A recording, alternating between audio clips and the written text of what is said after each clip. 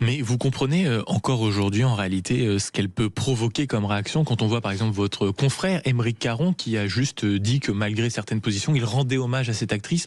Il y a quand même eu des centaines et des centaines d'insultes, on lui est tombé dessus radicalement. Oui. Est-ce que vous comprenez encore que ça puisse interpeller à ce point et qu'une partie de la gauche n'accepte pas qu'on puisse admirer l'icône et peut-être moins les propos politiques d'une femme qui avait vieilli, qui ne se reconnaissait plus dans l'époque? Vous avez une partie de la gauche qui, encore une fois, ne se reconnaît pas là-dedans pour les questions que j'ai évoquées, la question du racisme notamment, sur lesquelles elle a été condamnée par la justice et pas par des partis politiques.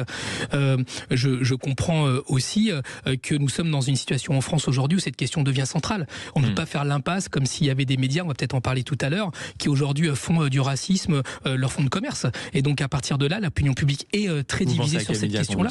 Je pense au Journal du Dimanche, je pense à Europe 1, je pense globalement aux médias du groupe Bolloré comme CNews et autres qui sempiternellement mettre cette question sur la table et qui sont en train aujourd'hui de cliver notre société. Dire qu'ils font du racisme en fonds de commerce, est-ce que ce n'est pas totalement disproportionné? Vous pouvez ne pas être d'accord avec les idées, mais est-ce que ce n'est pas grave de porter une telle accusation sur des médias comme ça qui ont leurs lecteurs, qui ont leur audience? Oui. Je ne le pense pas dans la mesure où j'en suis victime aussi parfois et que quand vous avez des médias qui font d'une information une réalité, nous sommes dans un défaut d'information. Vous avez dans d'autres pays des personnes qui sont des éditorialistes. Est-ce pour autant du racisme? Pardon ?